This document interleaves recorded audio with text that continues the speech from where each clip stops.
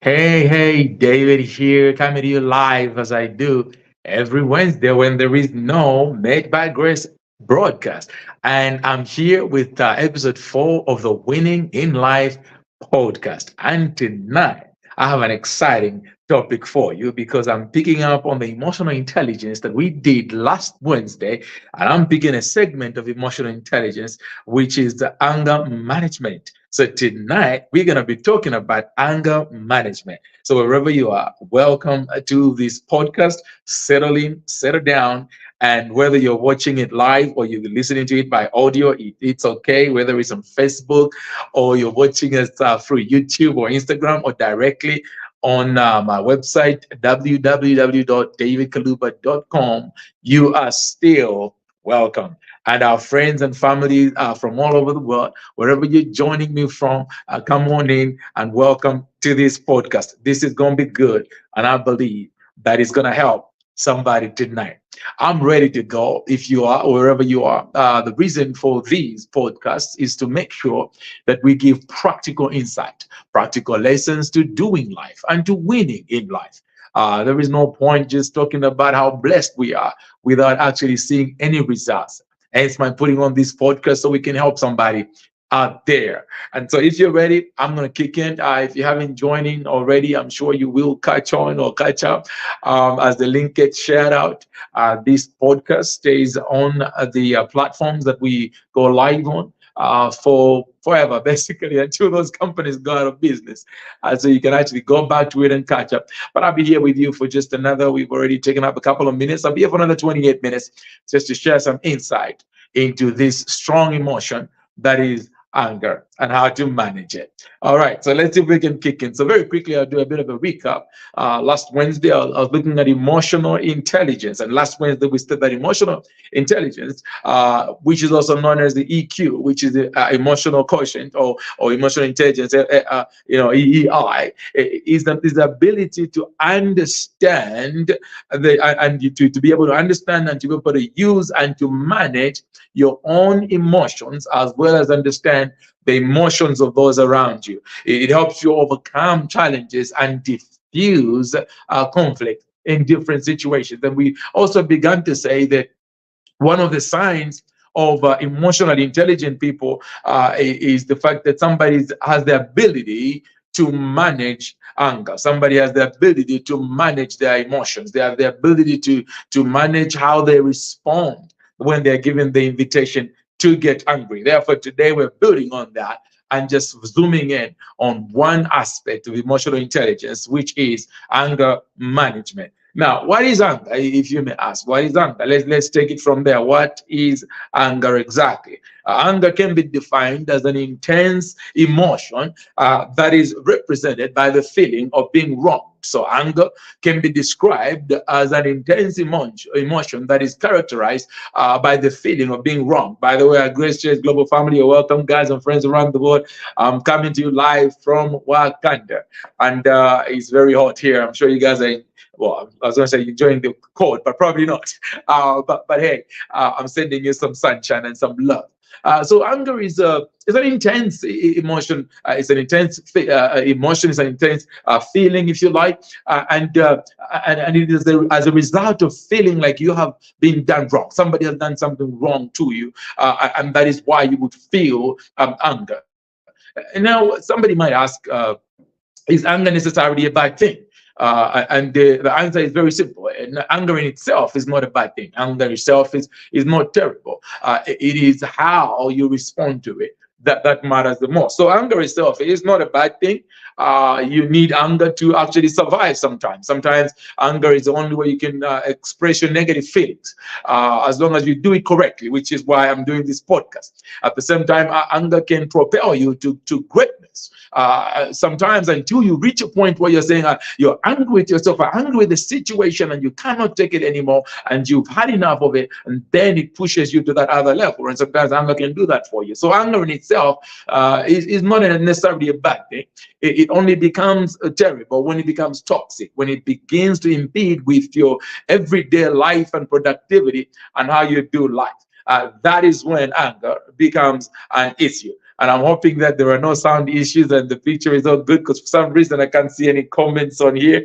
I'm sure they're out there somewhere, but that's okay. I'm hoping that you guys can hear me fine, so I'll just carry on in the faith that you can hear me just fine. Okay, I say, so let's see if we can look at three different types of anger. There are three different types of anger. The first type of anger is passive aggression. So the first form of anger is passive aggression. What is passive aggression? Passive aggression is a type of anger where you don't vent, you're not coming out strong, but there are undertones. For instance, you're giving out undertones, or you are giving somebody the silent treatment. This is passive aggression. You're still angry, but you're giving the silent treatment. It is still anger. Or it could be that you are sabotaging somebody. So they're trying to do something, make some progress in an area, and you're doing everything you can to put a spanner in the works and sabotage them, because it's a form of expressing passive anger. Or sarcasm, which is the lowest form of wit. You could be sarcastic, and that is also another form of passive aggression, which is a form of anger, the first form of anger. Another example can be withholding. If you are in a relationship, maybe withholding affection. If you're at work, maybe withholding certain tools that somebody might need to get ahead in life. So withholding is a form of passive aggression as well. So that's the first form of anger. And the second form of anger is open aggression, which is goes without saying, straightforward. These are people who lash out, or they get angry and they do things, and they might break some things, they might slam some doors, and things like that. This is an unopened aggression, if you like, which is a form of anger that is out there as well. There is a third form of anger, which is the healthy form of anger. This is the measured form of anger. This is the anger that seeks for a solution. It goes out there to find the answer, to resolve the matter, and not necessarily to annihilate the other party. And this is not known as assertive anger. This is where you are assertive about it. And we read of Jesus when he goes to the temple in Jerusalem just before he gets crucified, and he finds people selling in the temple, and he gets angry. And the Bible says he had a holy indignation. And this is the assertive type of anger. This is the same one that I was talking about that will propel you to greatness, because you are tired of being average and mediocre, and you're angry at the situation, and it tonight we're dealing with anger management. I'm gonna go straight to hope you all can still hear me. I saw something buffering on my screen, but that's okay. I'm gonna go straight to look at some anger management techniques. Anger management techniques, some things that we can do to get on top of anger. Okay, I'm looking at my phone to see. Okay, I can see that we're still live, so that's a good thing. Okay, I was just making sure and just checking, and I can see that you guys are there, you're present, you're responding. Thank you, love you, appreciate you. I just needed that reassurance that I'm not talking to myself. Glory to God. Okay, so anger management. I've got just 6 principles that I want to share with you, and then I'll let you guys go have your dinner and have your supper, whatever it is. Thank God for aircon here, otherwise I'd be rusty. Over there in the UK, I'm sure you're thanking God for central heating. So number 1, anger management. Number one, know yourself. If you want to manage your anger properly, know yourself.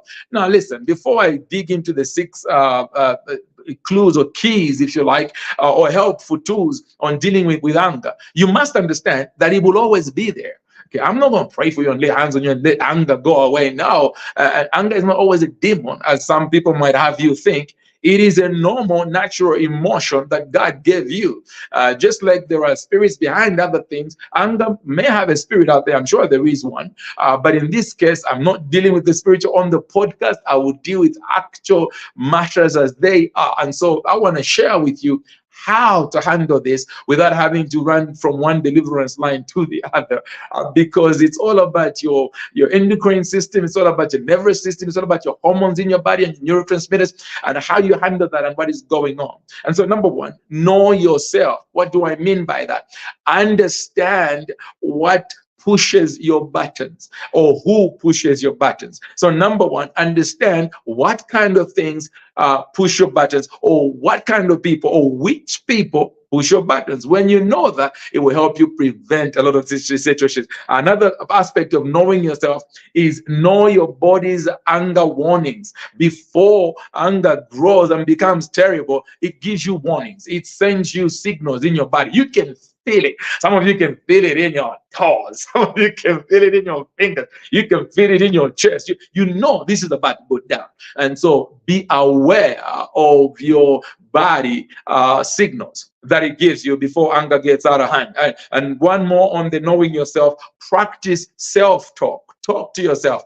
King David was very good at this. He would say to himself, why are you so downcast, oh my soul? Put your hope in God. He would talk to himself, but because I'm not preaching tonight, I'll leave David alone. In other words, talk to yourself. Self-talk. Tell yourself, David, you're better than this. You can do this. You can hold it. You don't have to lash out. You can do this. Self-talk. Talk to yourself. If they overhear you a little bit talking to yourself, let them think you're crazy. I don't care. But you're avoiding a terrible situation. Number two, anger management. Number two, skill, how to stay on top of anger. Stay calm. Now, when I say stay calm, I know that it sounds easy. It is definitely easier said than done. Have you ever seen somebody angry and you say to them, stop getting angry at me? And they say, I'm not angry. You know, you say to them, why are you shouting? I'm not shouting. You know, they don't even realize that they're doing it because it's easier said than done. In fact, the last thing you want to say to an angry person is calm down because you've just aggravated them even further.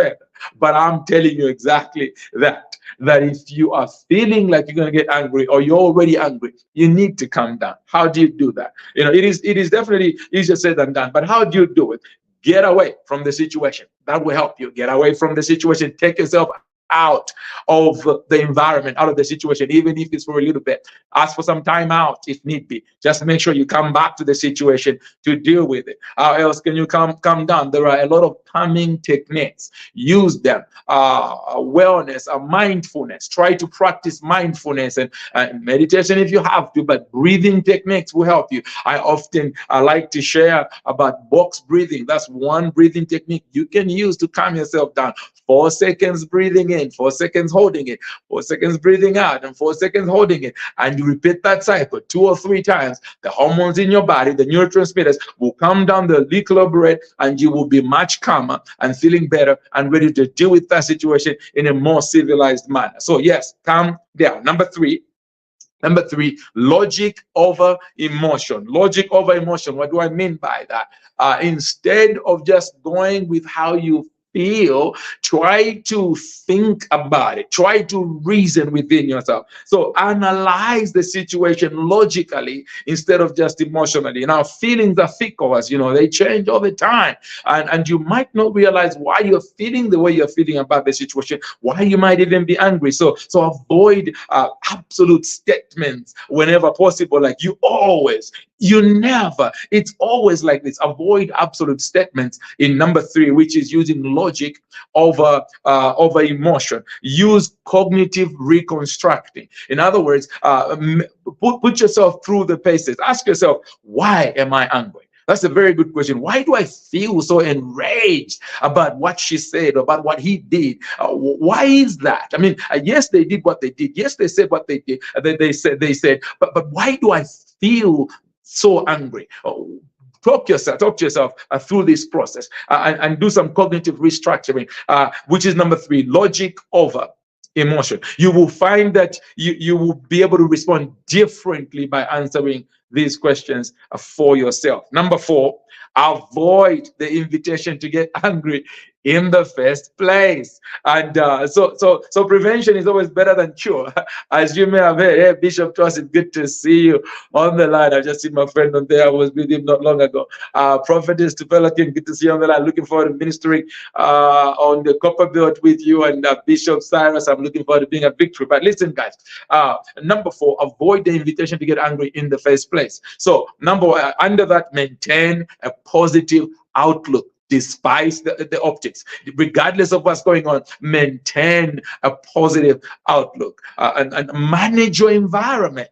Okay, manage your environment. Some environments are toxic. Take yourself away from it. There are some friends who are always in an angry situation.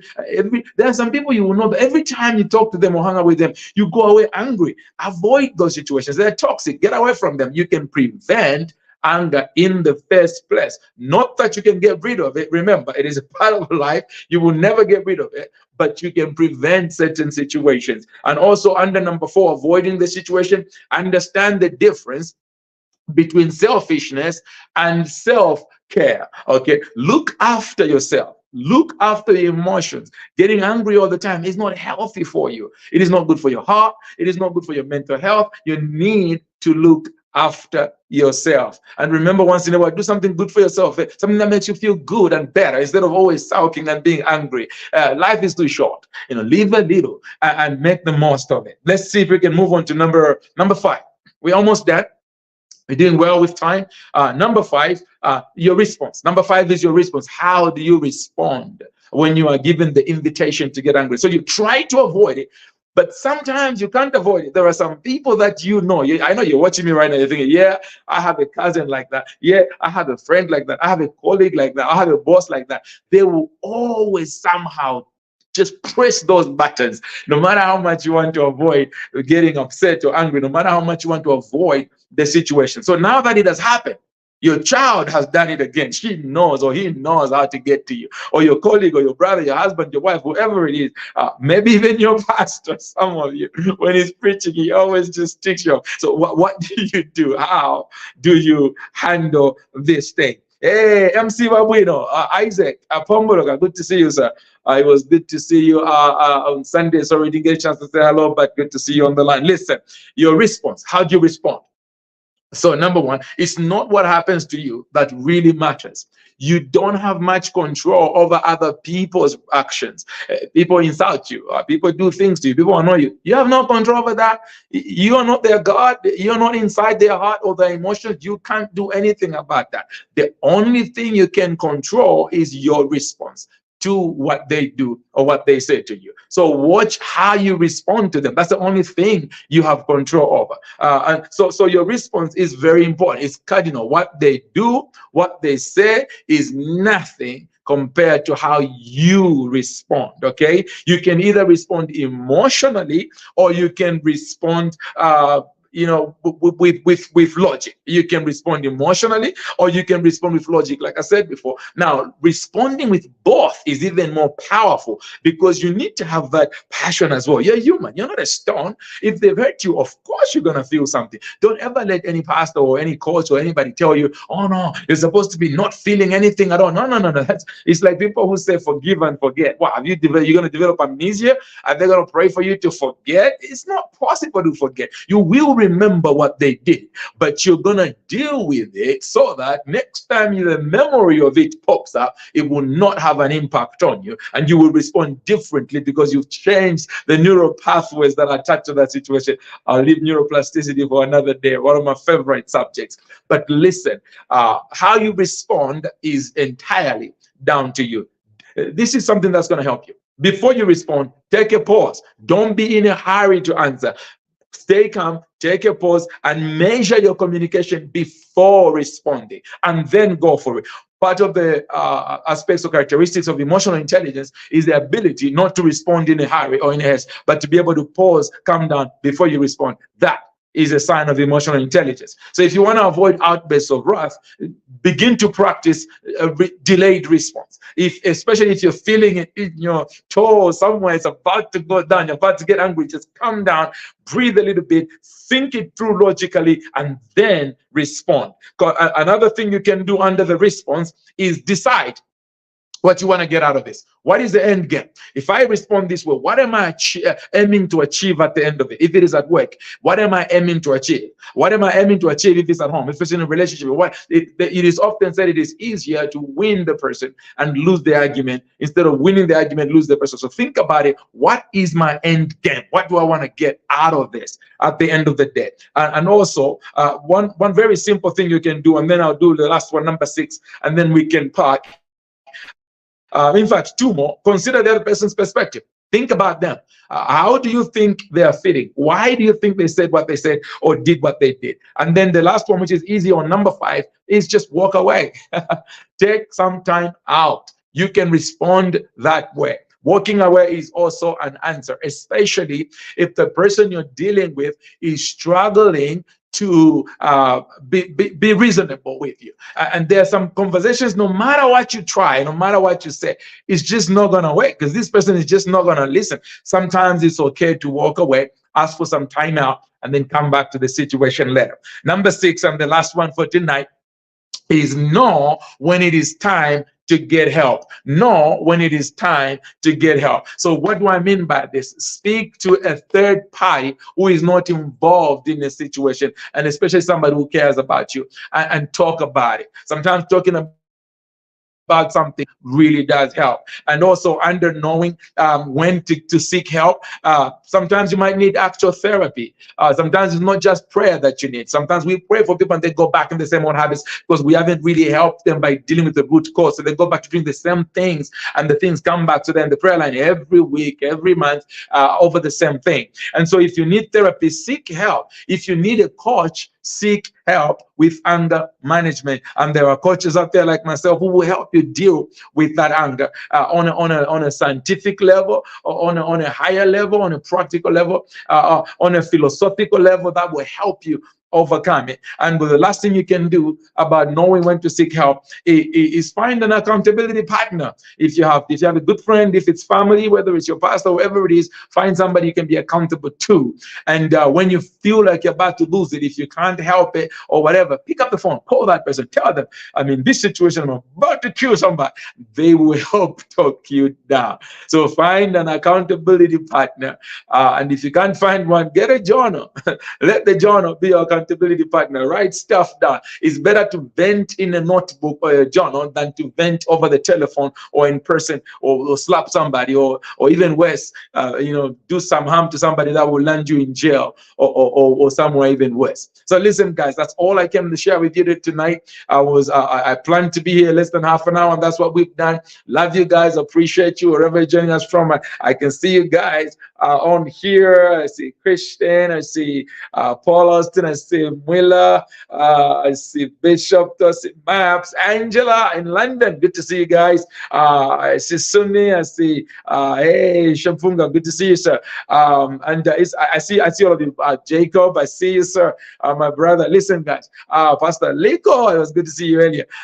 Norton and Pastor Getty. Looking forward to joining you guys on Sunday. I love you guys. Appreciate you. I'm just gonna see if I can put this on here for you, so I can invite you guys. I am in Kitwe, ministering with Prophetess Tupelo King on Saturday, I believe.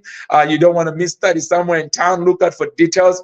And on the Sunday, I'm still joining Prophetess in Ndola. So we're going to be in Ndola on the Copper Belt, my hometown, preaching the uncompromised word of God. You don't want to miss it. Next Sunday in the afternoon from 4 p.m., be in Ndola, and you want to be there and you want to listen to this word. Don't miss these minutes. Your life will never, ever be the same again. And after that, I will be joining my very dear friend, Bishop Cyrus Simwanza in Kitwe. Actually, before that, in the morning. So the morning service, I'm preaching for my friend, Bishop Cyrus Simwanza and Pastor Gertrude in Kitwe at Victory Bible Church in Kitwe, right behind Copperbelt University. You can't miss it. It is sandwiched between Nkana East and Parklands.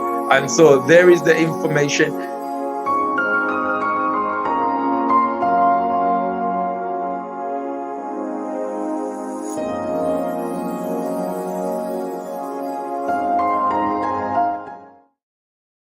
There you go. So I am with Bishop Cyrus Simwanza and Pastor Gertrude on Sunday morning service at Victory Bible Church, just behind Copperbelt University. And the same Sunday in the evening, you don't want to miss this. All three of us actually are coming to Ndola. I'm going to be with Bishop Cyrus Simwanza and Bishop Ebo Tosi. We're going to be in Ndola Sunday evening, preaching the gospel and ministering to God's people. You don't want to miss it. Be there. We're going to be praying for you, and stuff's going to happen. And I know this podcast is not supposed to have any preaching on it, but I just thought I'd make some announcements so you guys just can join me and catch me there. Otherwise, bless you, love you, appreciate you guys, and I will see you soon.